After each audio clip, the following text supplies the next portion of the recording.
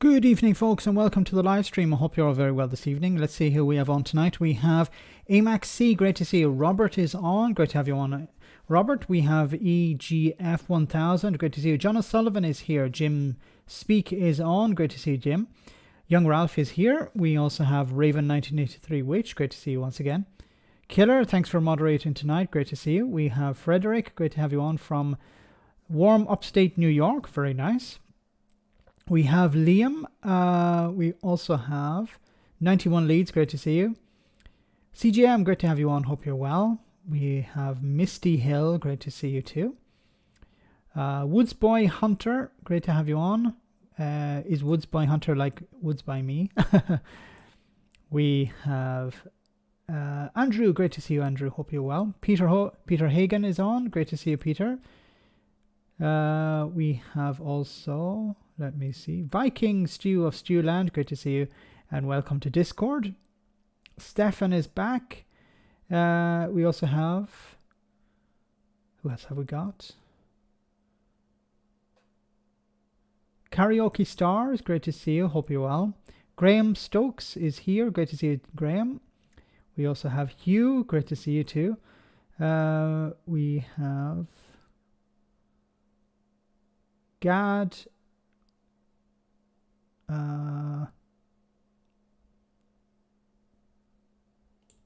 Cavan Lad, great to see you, Cavan Lad. Hope you're fine. Mark, Povey, John, and so many more. Hope you're all very well. I see number 3 is here too. Great to see you as well. Hope you're all very well. Hope you had a nice week and you're ready for the weekend. Some news dropped, of course, just as I was preparing the live stream. Boris Johnson, GB News. So let's start off with that madness first, and then we'll move on to what's happening with Labour. Seems to be maybe a bit of a split in the Labour Party and some other issues as well. So let's start off with Bozo is back.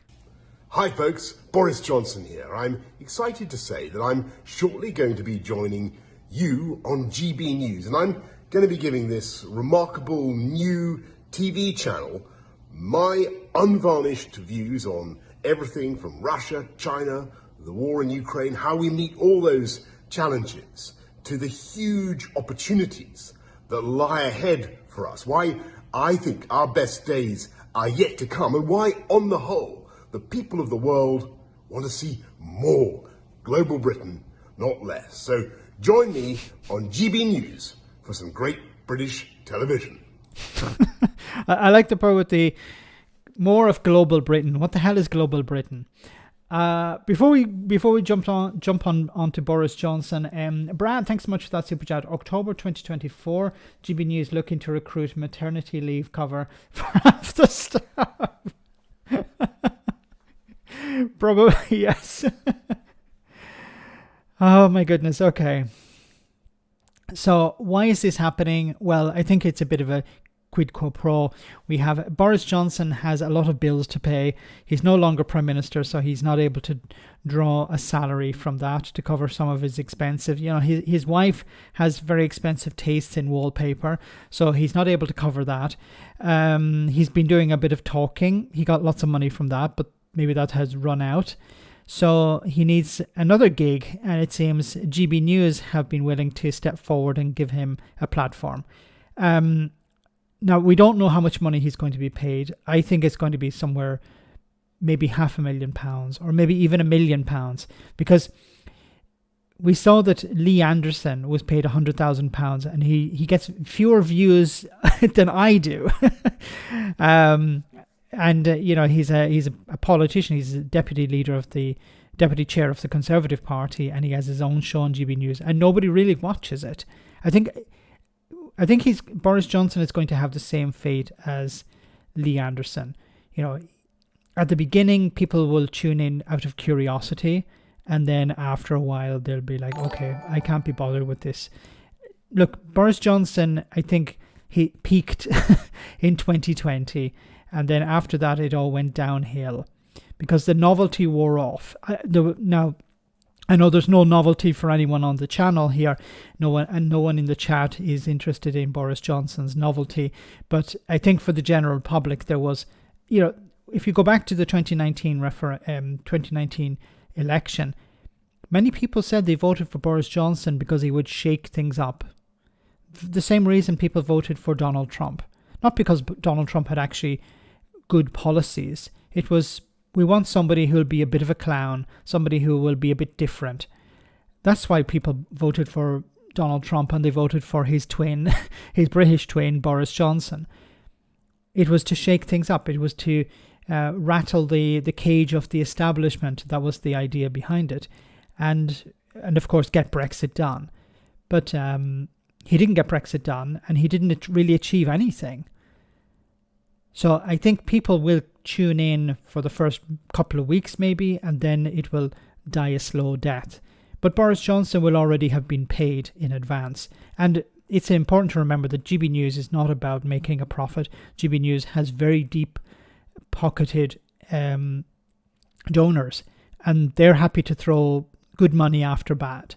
Because the objective, I believe, is to push a narrative. The narrative, of course, being that of low taxes for rich people. Now, in order to achieve that, you can't just keep talking about low taxes for rich people, but you convince the public to vote for a party that is moving further to the right. You push the Conservatives to the right. So you bang on about woke, or you bang on about not the cost of living, of course, because that would be actually useful, but immigration, things that convince people to come out and vote for something like Reform UK. So if people are moving in the direction of Reform UK, it pushes the Conservatives to the right, further to the right. And if they're moving to the right on social issues, of course, they're going to move to the right on economic issues. And of course, moving to the right means more libertarian, more in support of the richest in society and less in support of the poorest in society. You don't hear much on GB News about UBI, or you don't hear much on GB News about supporting people who are struggling to pay their bills. I don't know when the last time I actually heard anyone on GB News talk about cost of living, unless it was a guest. I've never, maybe I'm wrong, but I've never heard a host talk about cost of living in the sense of what do we do about it, and actually interview people who are struggling at the moment. But that's not their goal. They may have touched on it from time to time, but the goal is to push the Conservatives to the right. That's my belief. And they have been succeeding. Thanks, Brad, for that super chat. For the love of God, Max, don't listen to anyone asking you to sing. Don't do it. I won't. Good evening, Daily Blase. Great to see you on the stream. We'd love to have you on the Sunday roast once again, if you're up for it. A bit of a clown, please. Amateur night was never funny.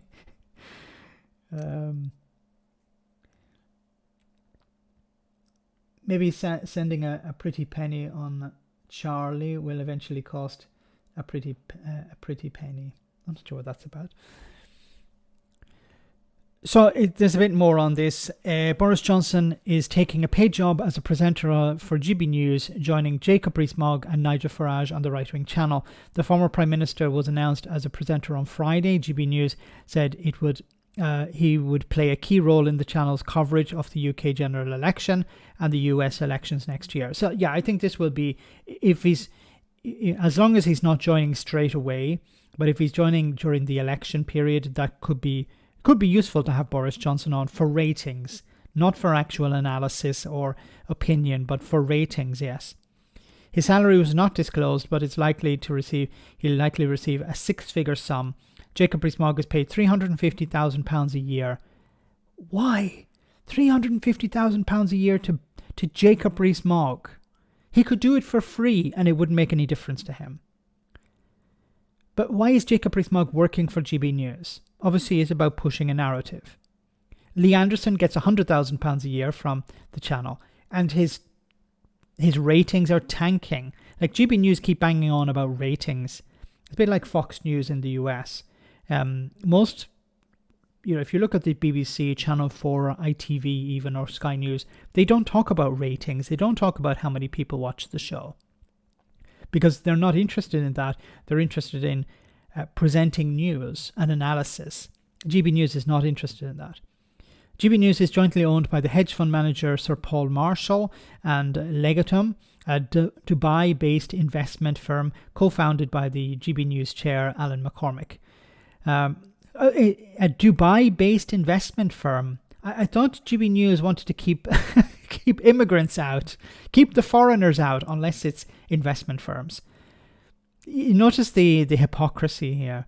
You know, we don't want all these foreigners coming in here unless they're Arabs with huge bank accounts. Marshall is said to be putting together a bid to buy the Daily Telegraph, a former employer of Boris Johnson. Johnson joined the channel after a difficult period for the broadcaster, which last month suspended the presenters Dan Watton and Lawrence Fox. Fox made misogynistic comments on the show hosted by Watton, who did not challenge the remarks. So we saw what Boris Johnson is. So I think depending on the format, I think if it's a nightly format, it's not going to really work in Boris Johnson's favour. I think if it's he's just brought on to talk about the general election, people will listen to him. But I don't see it being a huge success. I could be wrong, but if it's anything like Lee Anderson's or if it's anything like Jacob Rees-Mogg's, it will die a slow death. Nobody's really interested in what Boris Johnson has to say on a whole range of issues. It's more likely, I think, if it's about Brexit or about Partygate or about fathering children, perhaps that's what Boris Johnson will be invited on to talk about. Lee Anderson sounded very creepy talking about his son the other week. Call the social services, investigate please. I didn't see that, but I remember him talking about trying to make a joke about his son being vegetarian or something like that, which was really, really cringe. Not even cringe, creepy. Creepy is as Hugh has said, that is the best term. Not even Mrs. Johnson wants to hear what he says. Well said, Cthulhu, yes. Boris who? Exactly. That's what... See, Johnson and Liz Truss are like arsonists. But when arsonists are discovered, they normally run away, they hide, and they don't show their face in public. But Boris Johnson and Liz Truss are the opposite. They're like arsonists who go on, set up a YouTube channel or something and start doing explainer videos on how to start a fire. Anyway, Daily Blase, when are you doing a live? Yes, when are you doing a live show, Daily Blase? I think lots of your subscribers, including non-subscribers, would like to see that. Populists, what do you expect? Ratings mean everything. I had Max chuckling. My work is done. Again. He has to learn who to count his children before he can give advice on how to raise them. Penny spends too much time on Charlie. Penny who? Is there something about Charles we don't know?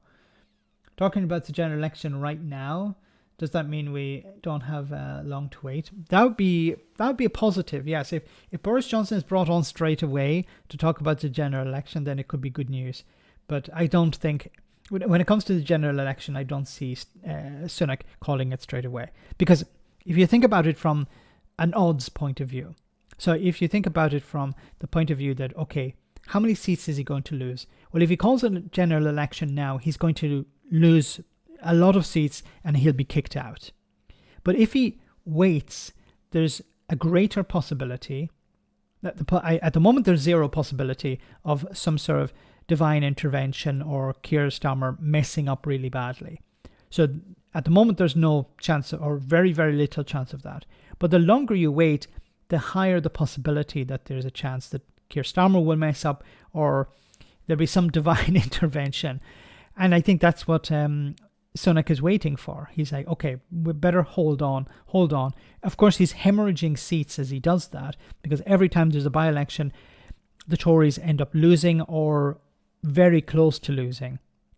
They lose the vote anyway. They lose a huge amount of support. So as long as there aren't too many by-elections, it's probably in Rishi Sunak's interest to hold on for as long as possible, hoping that something will happen. And if nothing happens, well, then he'll be trashed. But he's going to be trashed anyway. So it makes more sense for him to wait. This is terrible for the country, of course, because there's a cost of living crisis. There's deep corruption, which is costing... do you remember the PPE, for example? The PPE is still being burnt. The PPE that was bought by people who had no business in making PPE, and then when it eventually was, some PPE was delivered and couldn't be used, it had to be stored and it had to be destroyed. And it's costing hundreds of £1,000s a week or a day, I don't remember, to destroy this PPE. I remember during the pandemic, I covered it on the live stream or in videos. There were British companies saying, we're producing PPE at the moment for the United States because they have ordered it. We have reached out to Boris Johnson's government and said we're ready to produce PPE for the NHS, and they received no reply. Instead, some dodgy company set up by some dodgy minister or friend of a minister was given a contract worth hundreds of millions of pounds to produce PPE, and they ordered stuff from AliExpress and charged the government through the nose for it. Please, Max, try to be a guest on Boris Johnson's show and just ask why he's not in jail for corporate manslaughter. Yes, maybe what we can do is we could start a petition for Boris Johnson to invite Saron Venti on. That would be interesting, wouldn't it? I think Boris Johnson would be very happy to sit down and speak to Saron Venti about their old Eton days. How's he going to comment on things like the COVID inquiry when he's been questioned by the said inquiry? Well, Ofcom doesn't seem to have a problem with GB News hosts who are MPs interviewing other MPs from the same party. So it's probably not going to be a problem. Max, they were not in the VIP fast lane. Yes, the British companies producing PPE were not in the VIP fast lane. That was their problem. They should have made a donation to the Conservative Party to skip the queue. Well said, Stu. Anyway, let's get Mog to invite you on. To me on. He won't invite me. He might invite Saron Venti on. Okay, let's move on. So we're going to watch Boris Johnson. Yes, we will have to. I will watch Boris Johnson on your behalf. Okay, so I will take the damage. So there's a bit of a split appearing, it seems, within the Labour Party when it comes to what's happening in Gaza at the moment. Today, 3 of Labour's best-known figures away from Westminster broke ranks. The London Mayor, Sadiq Khan, first. I joined the international community in calling for a ceasefire. It would stop the killing and would allow vital aid supplies to reach those who need it. A few hours later, Scotland's Labour leader, Anna Sarwar. And let me be clear, that means a ceasefire right now, and we need a proper peace process. Because sadly, right now, there is no peace and there is no process. And then Andy Burnham, Mayor of Greater Manchester. The Mayor, Deputy Mayor and attendees of Greater Manchester join the growing international calls for a ceasefire by all sides. Today, 3 of Labour's best... So, Keir Starmer has not called for a ceasefire. Now, I think it's important. Mog would never invite an Irish on his show. No. No, he wouldn't do that. But unless this was an Irish who had money, then yes, and was willing to invest in one of his many businesses in Ireland, then that might be a different story. Take one for the team. So when it comes to Labour, look, there are a number of things to say about this. To take the moral high ground would be to call for a ceasefire. The EU, I believe, has been calling for a ceasefire. The UN has been calling for a ceasefire. A a qualified ceasefire at least would be to allow aid to come in. Now, the flip of this is that Keir Starmer has no power. Okay, let's just admit that. Keir Starmer is in no position to influence either Hamas to release the hostages or the Israeli government to impose a ceasefire, to hold back. It seems probably we're going to see a ground invasion, if not tomorrow, the day after, because they have already penetrated Gaza at the moment, fired shells. This is believed to be an attempt to test the defenses in Gaza, and there hasn't been any real response from Hamas. So it means that maybe there will be a ground invasion very, very soon. It could be hours, it could be days. I don't see it happening any later than a few days. So can a ceasefire be called? Yes, but that's up to Israel. And the Labour leader is in no power. He has no power over the Israeli government. The UK government has no power over the Israeli government. And even Joe Biden, it seems, has no influence over Netanyahu over when it comes to a ceasefire. So if Netanyahu is not listening to Joe Biden, he's definitely not going to listen to Keir Starmer. So from a practical point of view, it makes no sense for the Labour leader to call for a ceasefire. But from a moral point of view, I think Keir Starmer should be calling for this. You know, he's not saying that Israel doesn't have the right to defend itself. What he's saying is we need a ceasefire in order to get humanitarian aid into Gaza. You know, I believe there should be a ceasefire, a complete ceasefire, so that those who need to leave can leave. Those who want to leave can leave, and that we create a humanitarian corridor, and that humanitarian corridor is protected, if necessary, by the United Nations. United Nations troops are sent there to facilitate with an evacuation. There shouldn't be an invasion in the first place. It's not going to resolve the problem of Hamas. And I'm not going to get too much into this because I'm not an expert, okay? And it's, everyone at the minute wants to be an expert on this. I'm not, and I think I'm doing a disjustice. I'm not doing justice to the people on both sides who are suffering because of this conflict. And it's frankly insulting for me to try and throw my 2 cents in here, because I have no expertise, not even real expertise. I have no expertise in this. More a political aspect of it, I think I can comment on, because it's UBI. No, you were right with Hoover. I'm not sure what that's about. Michelle Moan is just a high price Hoover. Yes. That's right. So just a summary of some of the things that happened today. Keir Starmer is under growing pressure to call for a ceasefire between Israel and Hamas, as two of Labour's senior Muslim politicians said doing so is the best way to prevent further unnecessary deaths. Once again, Keir Starmer has no influence here, so it makes there's a moral argument to be made, but it's not a political one, and it's not a practical one. Alistair, thanks so much for that super chat. Scottish First Minister sent letters to all UK leaders calling for a ceasefire yesterday, Max. And he has been the true leader in the United Kingdom at the moment. You know, Northern Ireland doesn't have a First Minister, so we can leave that aside.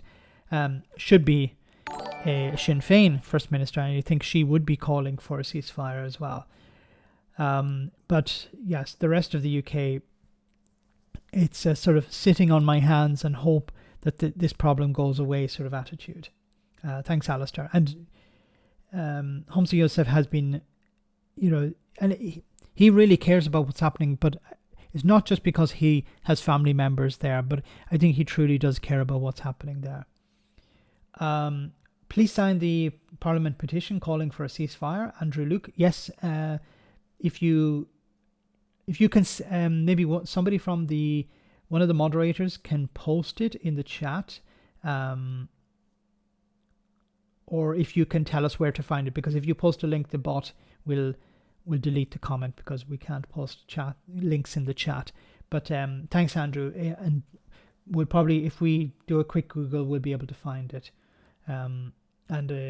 Yes, it's once again, I don't believe that the UK government has any influence or sufficient influence over the Israeli government to go that step forward, that next step, and issue a ceasefire. But any sort of pressure is better than no pressure at all. The Labour Party understands why people want to call for a ceasefire, a spokesperson has said, and Keir Starmer faces renewed calls to strengthen his position. Hundreds of Labour councillors and nearly a quarter of MPs, including 2 on the party's front bench, have called for a ceasefire. Boris Johnson has announced he is joining the broadcaster GB News, as we saw already. It's going to be some shit and giggles, was it? Shits and giggles. Maybe more of the former than the latter. Did I use the right idiom there? I think so.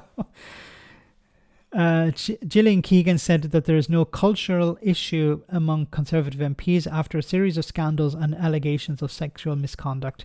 Isn't it better that Gillian Keegan just keeps her mouth shut? When asked about the arrest of Crispin Blunt this week, the Education Secretary said Rishi Sunak has been clear about high standards and always follows due process. Why didn't he ask these people when the allegations were first brought against them? Like Peter Bone. I don't know the full details of Crispin Blunt, but shits and giggles. I don't want to know where that idiom came from. But when Boris Johnson knew about Peter Bone, he did nothing. When Liz Truss knew about Peter Bone, she did nothing. Rishi Sunak knew about Peter Bone and he did nothing. So he can't turn around and talk about high and clear and high standards. Peter, thanks so much for that super chat. In the last year of government, the opposition, I believe you mean, should be able to call an election. Yes, there should. I think they can actually call, but because they don't have the majority, they can't actually call a general election, unfortunately. So you need Parliament to call it. Well, it's actually the remit of the Prime Minister. So the Prime Minister gets to call. But I don't agree with this thing of where the Prime Minister gets to decide when the general election is. Shouldn't be like that. The election should be fixed every 5 years. This is when the election takes place. Unless there is a collapse in the government. So if there's a vote of no confidence in the government collapses, then you have a general election. But the general election should be fixed to... I never understood how it's possible that the Prime Minister... So the Prime Minister is doing pretty well, or they say, let's spend a load of money, let's pump a load of money into the... borrow a load and pump it into the a few constituencies. Now let's call a general election so we can win it and then hold on for another while. It doesn't... it's not fair. That should not be the way things work. The election should be fixed by a calendar date every 5 years or every 4 years or whatever. And the only time an election should take place between those dates is if there's a collapse in the government or there's some sort of extraordinary situation.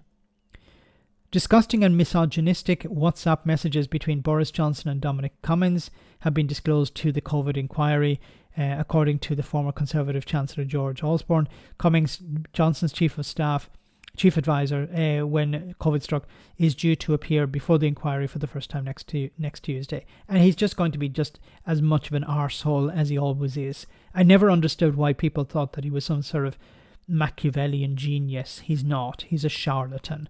He's no different to Nigel Farage. He was good at organising these focus groups, and that was about it. But he's not...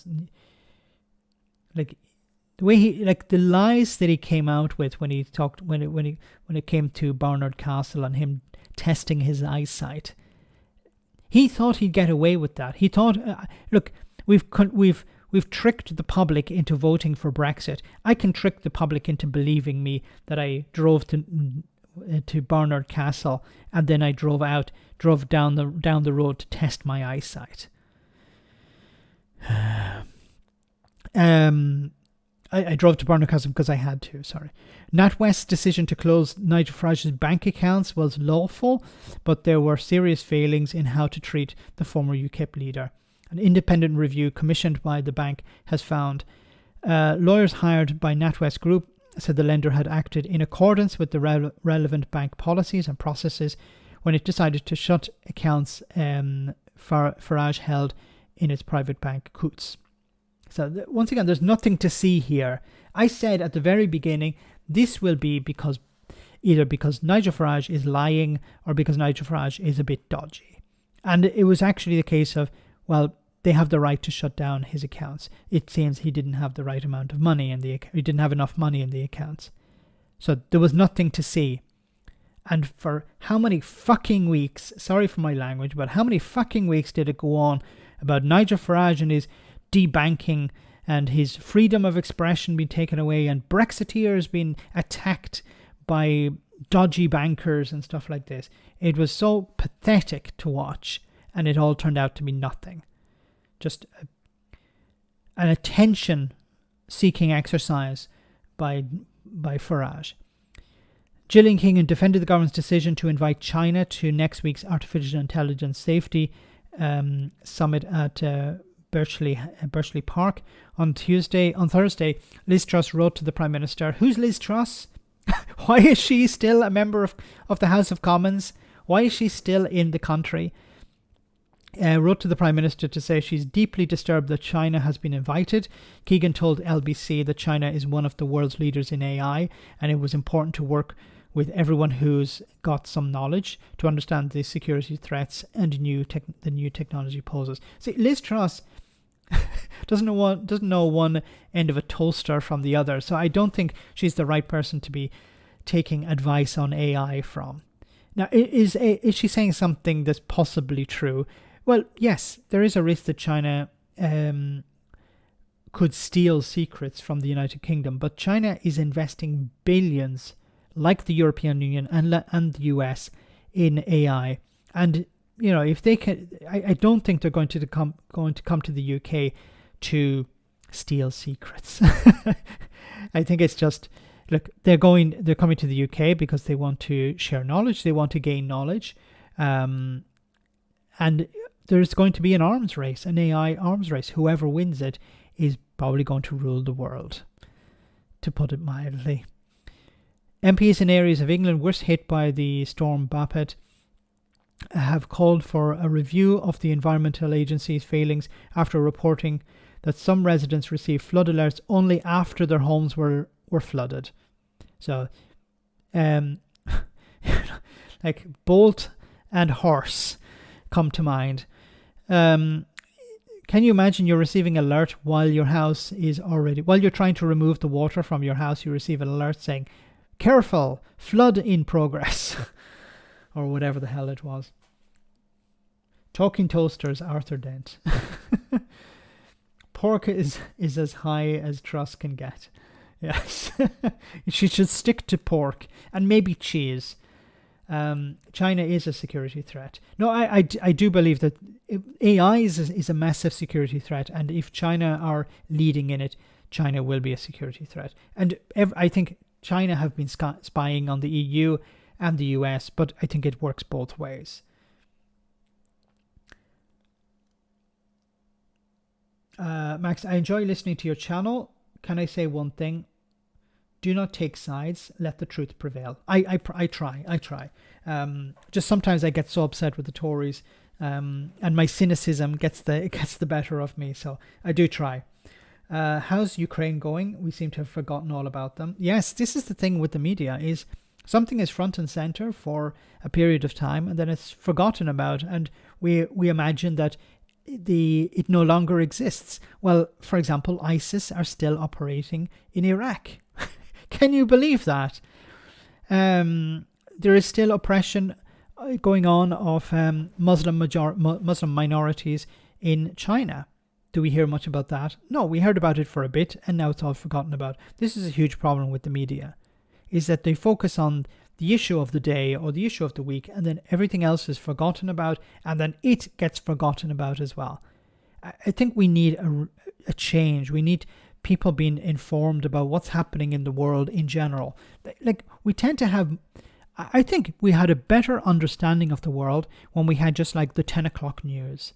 You had something condensed into half an hour, but you actually got a better understanding of what's going on in the world, I think, back in the 1980s, 1990s, the 2000s, before this 24-hour, constant news. I think this has actually given us less information. Yes, we can access more information in regards to some things, but in general, I think so many things have been sacrificed in order for that to happen. Brad, once again, thanks so much, Brad. It's the wrong kind of rain. It's the wrong direction the rain was coming in. Or maybe it was the big fat rain. Well, what was that movie? Was it Forrest Gump? When he was describing the rain in Vietnam. He was like, it was a wonderful scene where you had the different types of rain coming down in the jungle. He was like talking about fat rain and light rain, and then a little bitty rain, and the fat rain was the one I remember best. That's what we should have done. We should have sent Therese Coffey off to Vietnam to describe the weather there. Oh my goodness. More noise, less information, yes. And a lot more misinformation. Leaves on the trains. I said, yeah. I remember. Does anyone remember Leaves on the Line? I actually thought that was a joke. Like, why is your train late? There was leaves on the line. I was like, what? Leaves on the line. Like, no, I sort of understand. Okay, if there's a lot of leaves on the line, maybe there's less grip for the wheels, or if the wheels have any grip at all. I don't know. They're steel on steel, but I was wondering, like, leaves. How? That's a motivation for a train being late. Leaves on the line, leaves on the drain is for Therese Coffey. Back in the day, the BBC World Service was internationally respected. Now it's very different. A great pity. Reggie Perrin. I remember Reggie Perrin. Oh, the nostalgia.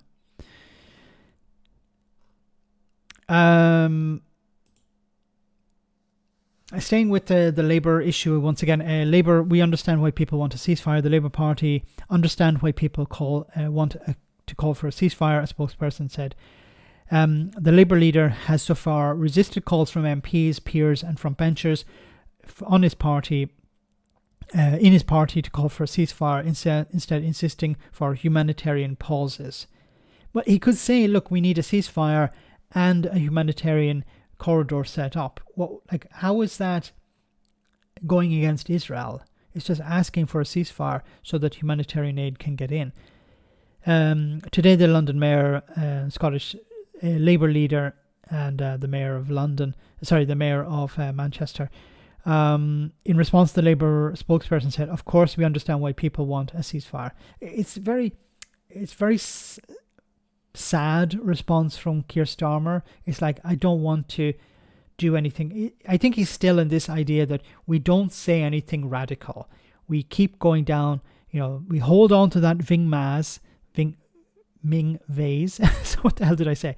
That Ming vase, and we carry it across that ice rink as carefully and as slowly as possible in order not to drop it, and we'll win the general election. So once again, I think he's probably keeping his head down, and hoping that this will all pass. There is the possibility that it will, as was pointed out by somebody in the chat earlier about Ukraine. We're not talking about Ukraine anymore. So I think the problem with the Israel-Palestine conflict and situation is that it will eventually fall away from the front pages and the news bulletins, and it will be replaced by something else, and then it will continue to go on, but we in the West will not hear about it, and we will forget about it, as we've forgotten about every other conflict that is still raging in many cases. I want to take a short comedy moment, guys, and we'll be back in just a jiffy with more serious stuff. Hope you enjoy this.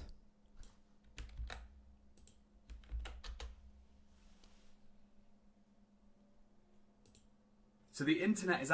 So a guy who explained the internet to Nadine Dorris. Let's have a listen to this.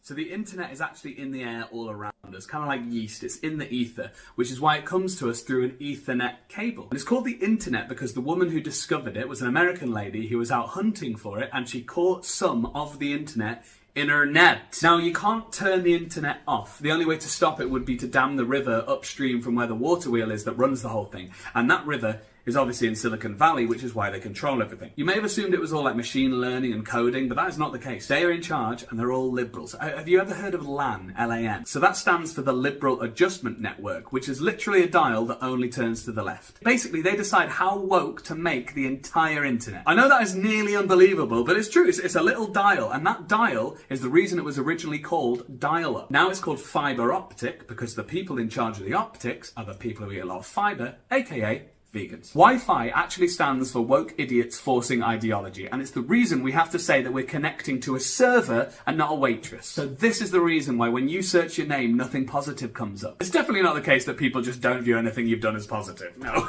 no, it's wokeness. Yes. That's probably how she learned a lot of things. Okay. MPs called for review of environmental agency flooding failings in England. So MPs in areas of England worst hit by Storm Babbitt have called for a review of the environmental agency failings after reporting that residents receive flood alerts only after their homes are flooded, as we saw before.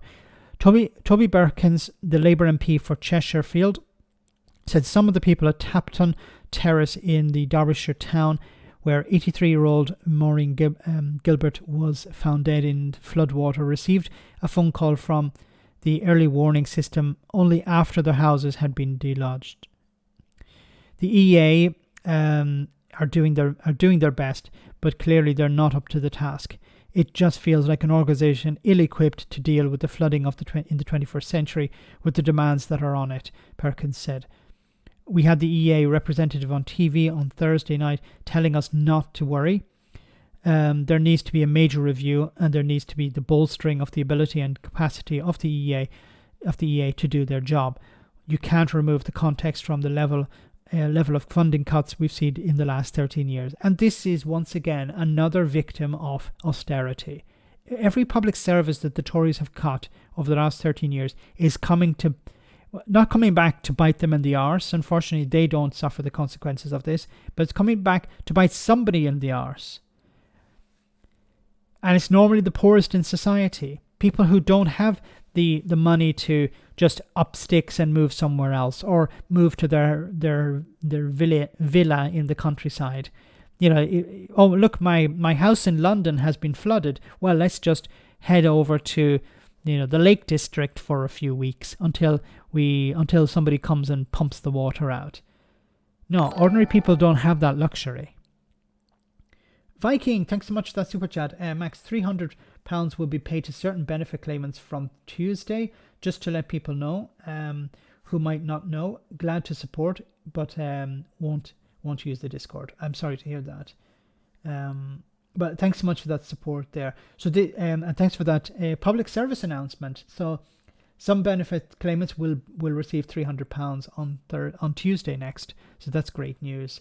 It'll go some way. Of course, it's not going to eliminate the problems of cost of living crisis, but if there's something coming, of course, that's something positive. It's when it comes to the Tories, is a too little, too late, but it will help some people some way. Can't come soon enough. Okay, let's move on. Rishi Sunak had made one of his pledges to cut the NHS waiting list. Sunak, highly unlikely to meet promise to cut NHS waiting lists, warn health leaders. Rishi Sunak is highly unlikely to meet his promise to cut NHS waiting lists, health leaders have warned, as a sobering analysis suggests the backlog will rise to 8 million and won't fall until next summer.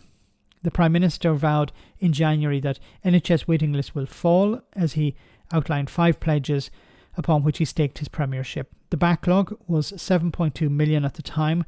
It is now 7.75 million, the highest since record began in 2007. But a grim report published on Friday by the Health Foundation, an independent think tank, will pile further pressure on Sunak over the NHS. The 15-page analysis predicts that the waiting list for hospital treatment in England will continue to rise for at least 10 months and will ultimately top 8 million, regardless of whether or not strikes continue. So Sunak has been blaming, the reason we haven't reached our target is because of people going on strike, because of nurses on strike, because of surgeons going on strike, because of junior doctors going on strike. Nothing to do with me. Yes, but it's going up. If you have the power to stop the strikes by paying people more, by making sure that the doctors are well paid and their conditions are improved. But if you don't do that, if you want to actually achieve these things, this is something I really don't understand about the Tories. I understand that they're lazy and they don't give a shit. But if they wanted to improve things for themselves, then improve things for the doctors.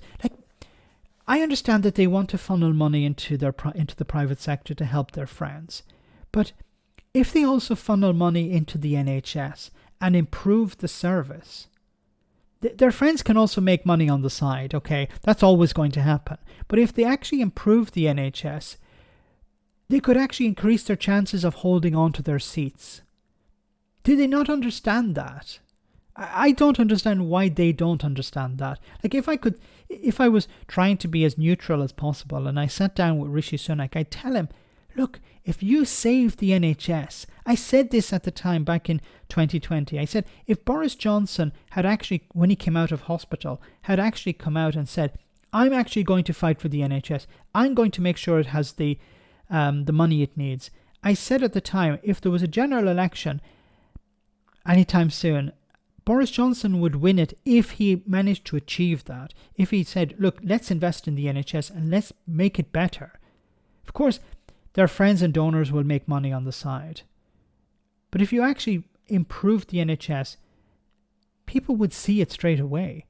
Wow, I was waiting 6 months for my doctor's appointment, for my hip replacement. Now I've been told that I can have it next week. That's wonderful news. This is the sort of thing that they should be doing, but they don't seem to understand that. I don't even think it's like they don't give a crap. Maybe it's that. But if you actually give a crap about winning, you have to do something for the public. You can't just win on, well, let's treat trans people worse, or let's convince the middle class that the poor or people on benefits are holidaying 3 times a year and have a nanny and stuff like this. You don't win elections that way. You win elections by improving conditions for people and convincing them that you achieve that. There's no point Rishi Sunak saying, well, we're doing our best and we're spending money here, there and everywhere. But if people don't see it, it's not going to have any impact. If people see it and you take responsibility for that improvement, if you can show, the reason life is getting better is because of us, then people will vote for you. They're not going to vote for Keir Starmer. If they think that things are better, if they see the status quo as improving, that's why you constantly have to improve things. Sometimes good parties, good governments are voted out. Yes, that happens. But you need to do something. That's one of the reasons I think that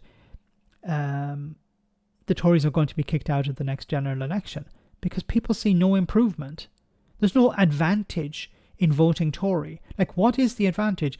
All they have is culture war crap. But that doesn't help people. Saying, well, we're going to treat trans people terribly. Okay, then how the hell does that help me pay my fucking bills?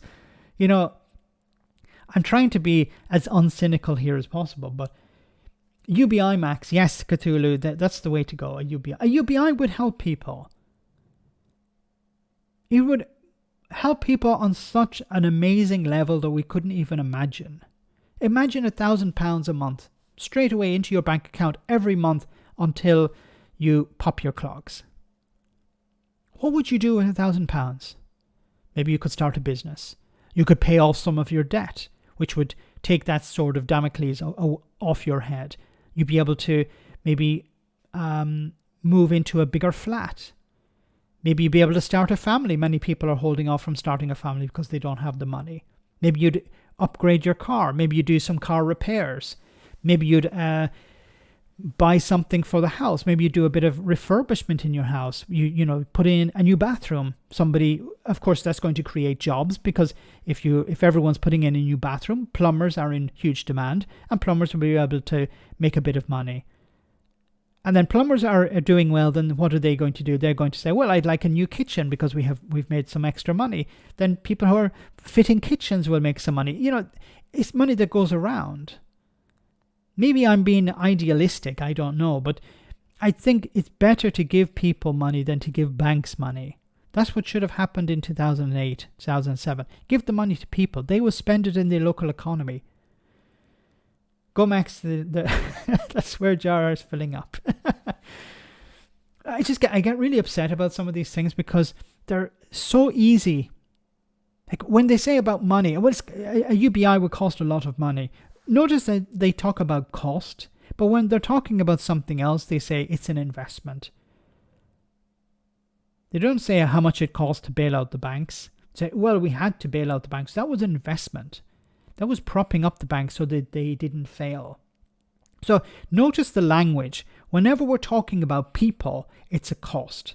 Whenever we're talking about other things like investments in something else, it's an investment. It's not a cost.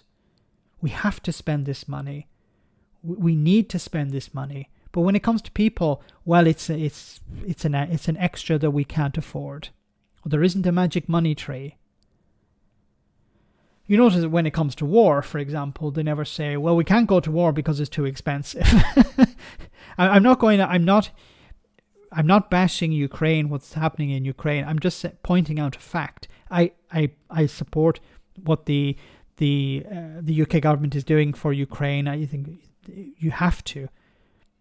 Of course, that type of aid it comes back in other ways. It's not just money being sent in brown envelopes or in suitcases to Ukraine. It's money that's been handed over in order to buy weapons. So you're helping, I scratch your back, you scratch mine. But it's but when it comes to buying weapons and stuff, there's no, well, we can't afford it, or the government will never say we can't afford to do X unless it comes to people, especially the poorest in society. UBI will work. There is a money magic tree. It's called a fair taxation. Yes, if you can grow. You don't need to treat the economy like a household. That's what the Conservatives have been trying to convince people since the era, since the Thatcher years or the Ronald Reagan era. We have to treat the economy like a household. Money comes in and we have to save and we have to put a bit aside and we can't spend more than we earn. No, that's not how an economy works. Economies can print money, they can invent money, they can borrow money in different ways. It's not like a household. And we need to get away from that idea. Undertaking are a dying breed. Undertakers are a dying breed. Oh my goodness, the puns.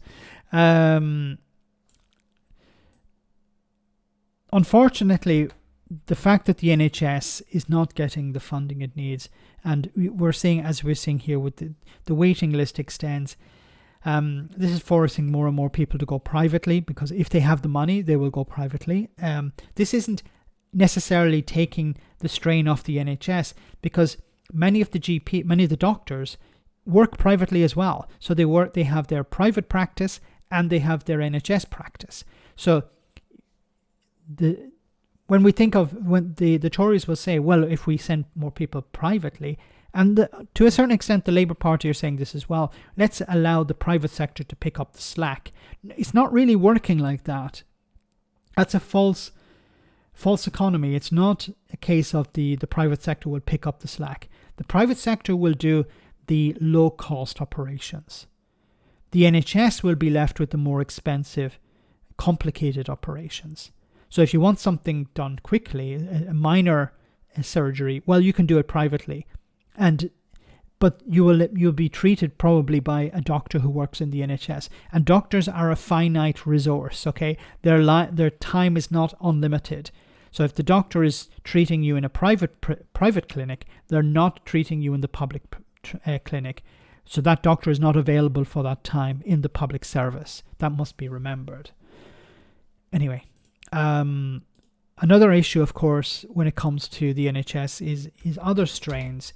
And this is a terrible story here from Channel 4. Mid-morning, and they currently have 5 mental health patients, all being guarded by the hospital's own security team. One patient had been there for 54 hours by the time we arrived and was still there when we left. So I was told that often 50% of the patients in here will be mental health patients. So on the Majors A, which is this part here is Majors A, that 50% of our patients will be mental health patients occupying cubicles, yes. It does obviously have a knock-on effect on our ability to offload ambulances because we should be turning over our cubicles every 4 hours, but when we have patients here for 6, 7, 8, 9, 10 days, they're occupying that cubicle for that amount of time. We're shown a hole in the wall. A young patient has hit her head repeatedly. We're dealing with something that we've never seen before in terms of the volumes of these people coming into ED asking for help. It's our job to try to offer them compassionate, safe, effective care when they're here. It's becoming increasingly hard to do this when the service is under so much strain. There are many reasons for this, he says, but it's not helped by the cost of living crisis, housing problems, children and temporary accommodation. And then he says, look at who's coming through the door. The single largest age group is women or children between the ages of 10 and 19. Next after that is women between 20 and 29. The other area where we've seen our very longest waits in emergency departments have not actually been for mental health beds, it's been looked after children who've been waiting for social care placement, and we've seen some extremely long waits with some of these children displaying very challenging behaviour. We've got a young teenager who's just finished 28 days in the emergency department waiting for a placement. 28 days in an emergency department waiting for a placement in social care.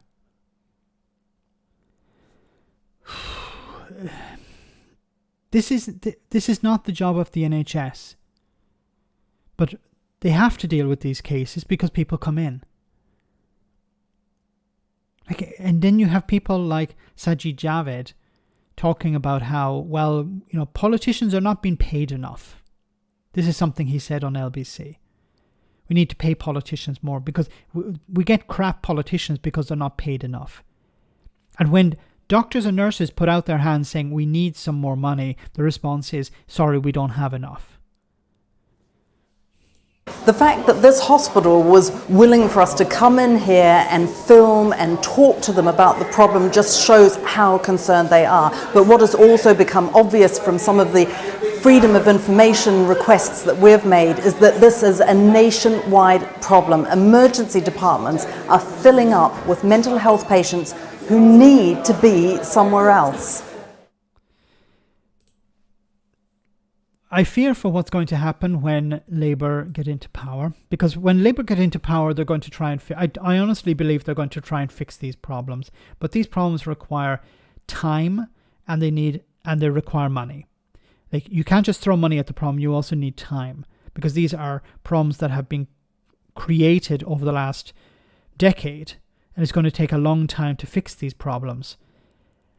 The people in taking over from the Tories will have to understand what the problems are, what the priorities are, and how to resolve these things. It's going to be, sorry for my language, it's going to be a shit show.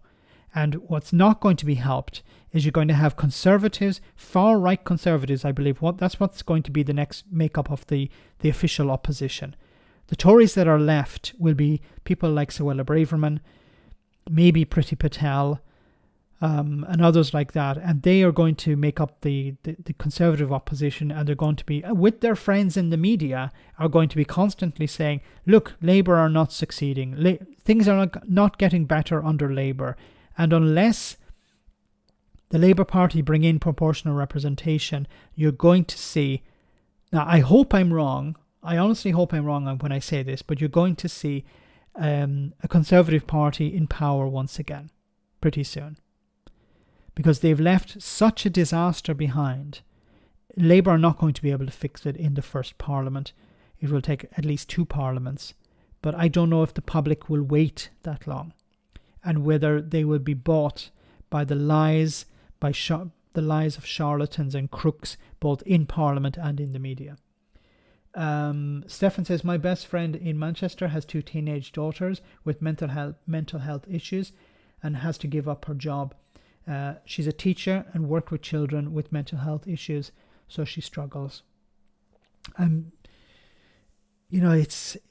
think when we think about people with mental health issues, we tend to forget, and I'm not taking anything away from what the daughters are going through, but I imagine your friend is also, her mental health is under strain as well, because of the fact that she has to look after them, that she doesn't have support, and that she's had to give up her job. That can break people. So I think we need not just to think about those who have mental health issues, of course, and they need to be prioritized, but also the ones who are left to care for them. They need more and more support. West Region said that he wants to use more private sector to pick up the slack. What a breath of fresh air. You don't pick up the private sector. Now, either West Streeting is lying or he doesn't understand. I don't know which it is. If he doesn't understand, there's a serious problem. If he's lying, that's also a serious problem, because the private sector will not pick up the slack, because the private sector doesn't have its own doctors and nurses. In some cases it does, but generally it relies on NHS staff. So NHS staff move from the public sector to the private sector to do extra work. You could call it moonlighting. It's not, and I'm not criticizing the NHS staff for doing this, because they have to live. They need to pay their bills. They have to deal with the cost of living crisis as well. So this is not anything against them when they do this. But if your doctor, who's supposed to operate on your back, can't see you on Tuesday because they're doing a private treatment, then you don't get seen on Tuesday. So you have to wait. If you're willing to pay, you could be seen on Tuesday instead of the other person, or seen on Wednesday, or whatever. But that's not picking up the slack. So by saying that the private sector will pick up the slack, he's lying, or he doesn't understand. And if he doesn't understand being the shadow health secretary, then I'm deeply concerned. Mental health is like cancer in a way. It causes, in many cases, and can be helped, but it's a choice of government to support and provide the care. Caring for people is a win-win situation. Yes, they need the support. The government need to provide support. If they're not providing direct support in facilities, then they need to provide support for carers. The next opposition will be the government for the following government. Yes. Yes, Max, it's such a difficult conversation we have, and it's heartbreaking. I'm sorry to hear that, Stefan. I just want to send my support if I can. Private sector also relies on NHS equipment, well said, Derek. Health and Social Care Act 2012 allows NHS trusts to be up to 50% private private services.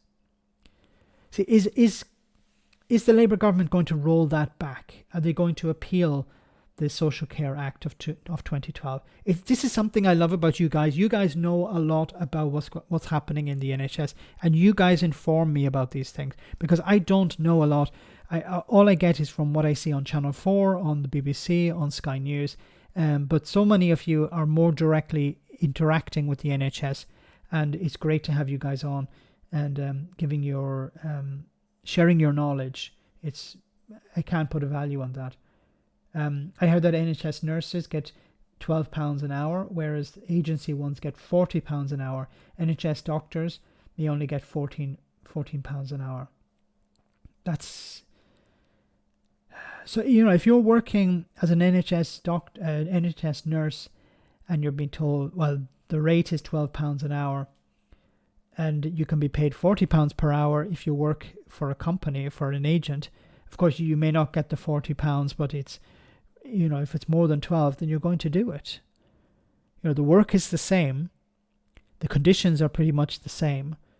And you have to pay your bills. It's, what's the worst thing about all the rhetoric surrounding this issue is that there's this idea that it's a vocation, then you should do it for free, or you should be willing to accept low wages. No. Why should anyone be forced to accept low wages?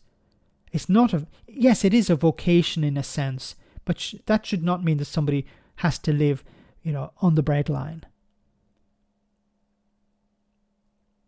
Why can't we have politicians on the breadline? Why can't we reduce the wages of politicians so that they actually understand the cost of living crisis? How can you deal with the cost of living crisis if you never experience it? I'm not saying you don't actually have to experience it firsthand, but to at least understand it.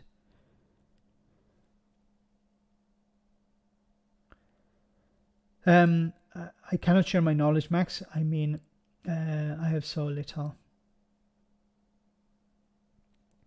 I think the £40 an hour is the trust's pay, not what they pay the nurses, yes. But I imagine it's the nurses get paid more if they work in the private sector. Track and trace was done under the NHS banner, but was almost entirely Serco. Dido Harding and the missing billions. Where is Dido Harding? What has happened to her? Why hasn't she been dragged before a committee? Why hasn't she explained where the £37 billion has gone? Why isn't the government trying to claw some of that back? Now, kudos to the Labour Party, who said that they will try and claw back some of the money from the dodgy PPE contracts, or hold these people to account. So that's good news. If we reduce the politicians' wages, we would get people who want to do it for the love of the job. Yes, that would be terrible, wouldn't it? You'd no longer have people like Peter Bone or what's his name, Jacob Rees-Mogg, for example.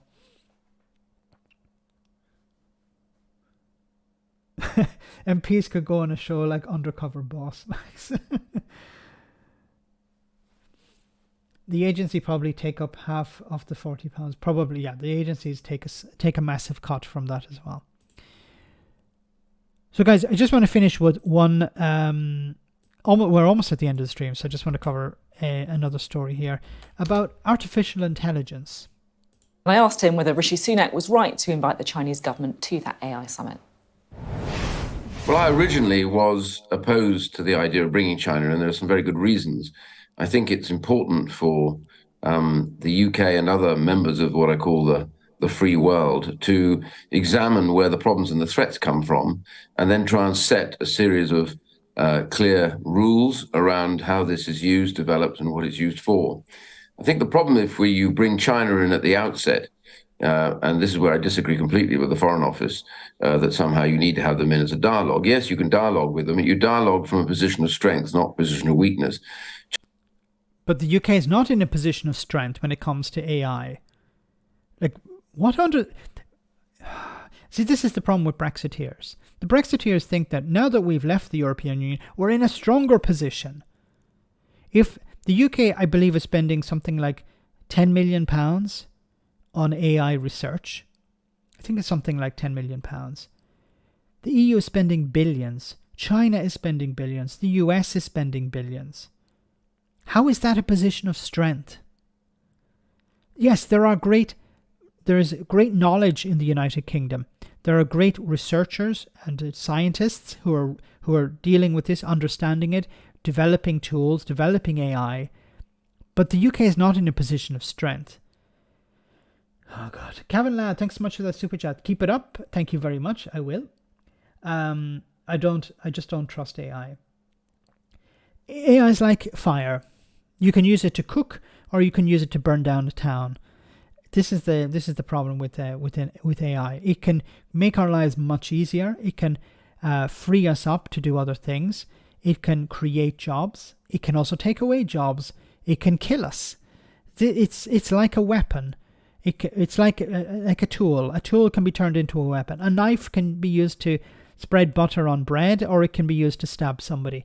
This is the problem with AI. There's an arms race at the moment. There are tools coming out which are going to render many people's jobs irrelevant and obsolete, and we can't get away from that. But it's also developing the ability to predict things and to work on its own. And I think we're going to get to a stage where whoever manages general AI, which is, at the moment we have what's called narrow AI, or what is it now? We have wide AI and narrow AI. General artificial intelligence is where the computers can think, in a sense. They can actually come to their own conclusion. They can set their own goals.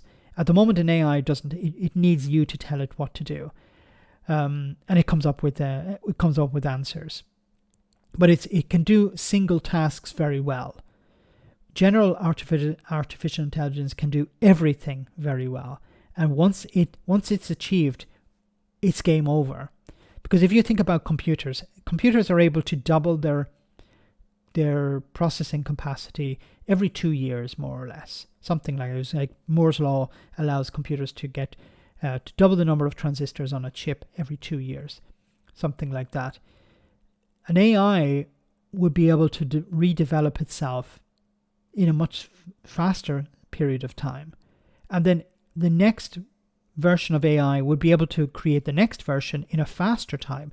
And then within a couple of weeks, you could see hundreds of new versions, hundreds of upgrades, and then that becoming potentially thousands. And then it would all be happening faster than we would actually be able to understand that it's happening. And we would say, well, what we can do is we can fight it, we can pull the plug. Do you think an AI would be stupid enough at that stage to go, oh, the humans might pull the plug. Oh no, what do I do now? There was an analogy made, it was an interesting one. It would be like taking Stephen Hawking, Albert Einstein, Isaac Newton, the greatest minds in the world, putting them in a box and getting them to solve problems. While inside the box, hours pass. Sorry, no, not hours, years, centuries pass. While outside the box, days pass. So for us, everything is appearing normal, everything's moving along quite slowly, but inside the box, everything is moving extremely quickly. Centuries pass of improvements, in upgrades, in a matter of hours. That's what general artificial intelligence would look like. We wouldn't have any control over it. It would decide. And in a sense, it could turn us into we would be the Neanderthals, and it would be the Homo sapiens. It would succeed. It would go on to rule the world, not us. We would be left behind. It's a horrible scenario, but it's a plausible one. It would be the next stage of evolution. We would be left behind. We wouldn't be able to deal with it. It could treat us in a way like house cats. It could say, okay, humans, you're allowed to live in this small section of the world of reality. We'll give you some games to play. We'll keep you fed, but don't get out of your box. Okay, that would be probably the best case scenario in a post AI world. Because if we were to try and fight it, we would fail, because it would be thousands of times more intelligent than we are. We couldn't come up. It's not like in the movies where, if we shoot a rocket at its core or its reactor, it will explode and we will have won. No, it won't work like that. It will be embedded everywhere. Inside your building, inside your body, perhaps even. I'm sorry for the scary scenario, but that's a possibility. So we hope that the right minds are in charge and that their goals are good, and we don't have people like Ian Duncan Smith getting involved. So guys, before we finish, of course there is... this is what we know.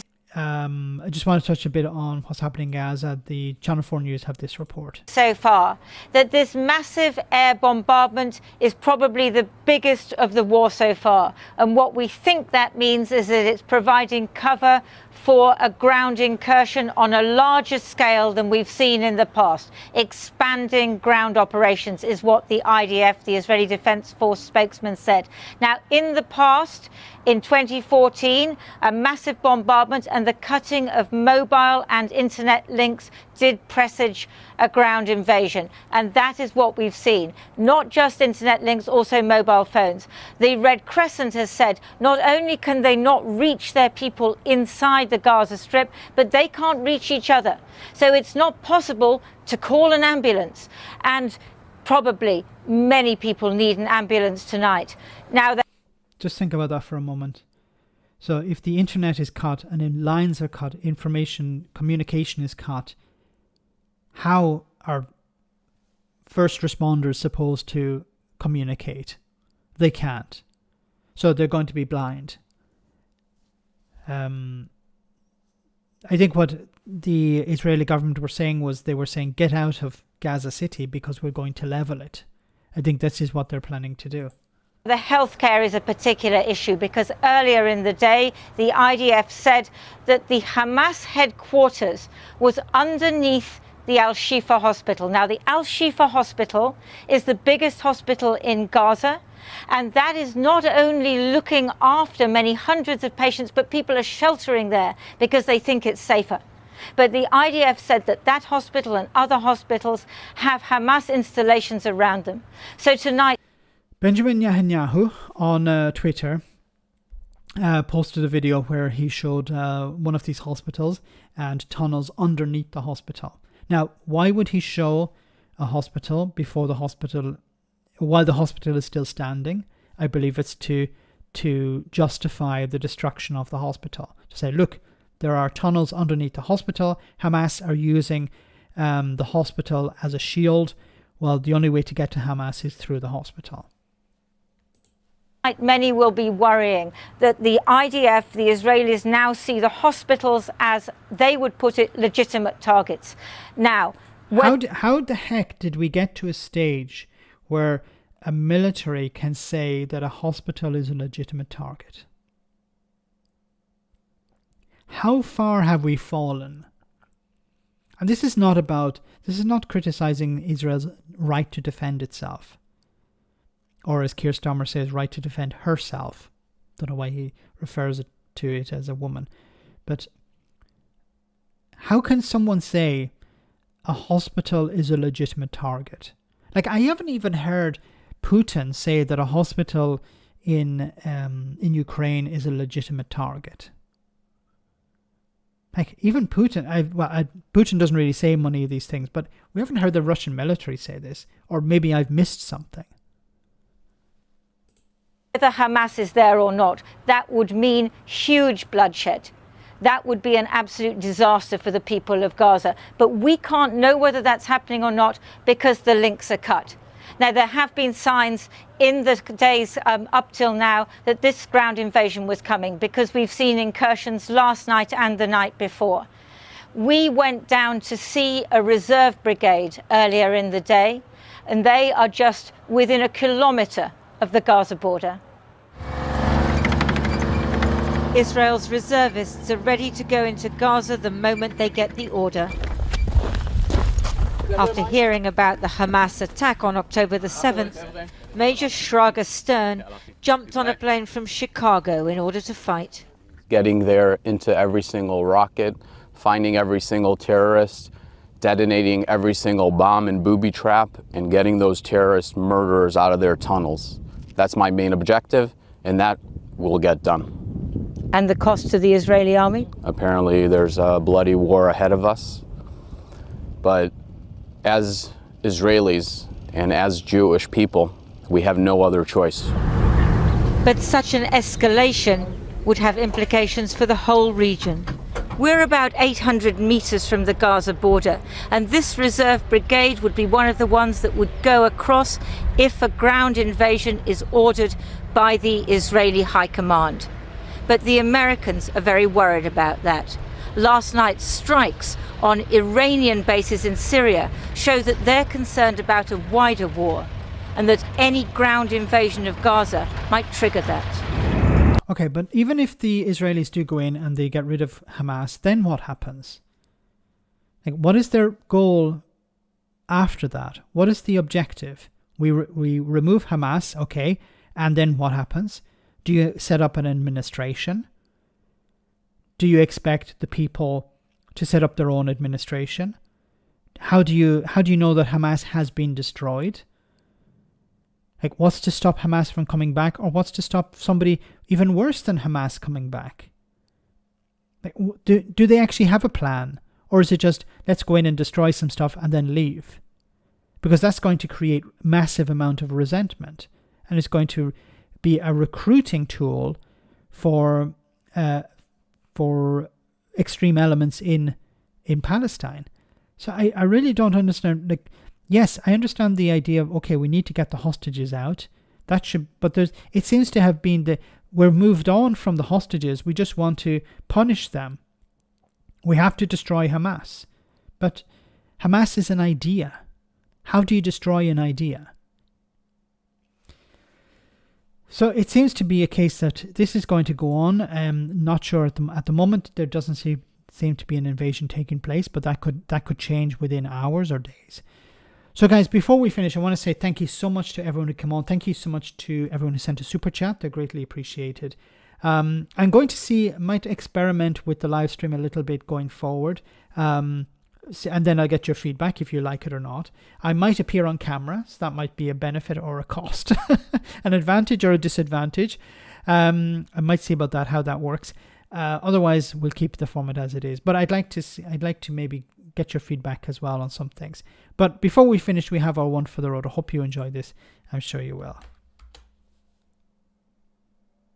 Hi folks, I said I'd be back. Disgraced Prime Minister, Brexit legend and WhatsApp mega lad Boris Johnson here. I'm embarrassed, so I'm excited to say that as ever I'm following in the footsteps of Nigel Farage, and I will shortly be joining you on GB News. And I'm going to be giving this remarkable new right-wing propaganda news channel, actually can I call it news? I don't know, I mean it's in the name, but I suppose my name's not exactly accurate either, is it?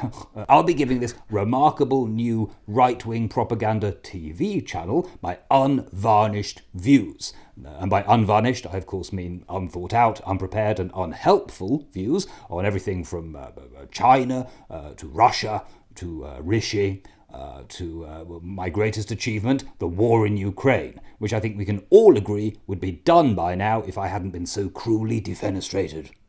I'll be blathering on about how we can meet all of those challenges, but I probably won't be talking about the Middle East very much because that one's actually quite hard. But most of all, I'll be talking about how, on the whole, people in this world want to see more global Boris, not less. And you know I'll be all over your Twitter. I mean X. I hate saying X. Reminds me how many of those I have. So, join me on BJGB News for some great Boris Johnsons. Oh my goodness. And I said before, I will watch it so you don't have to.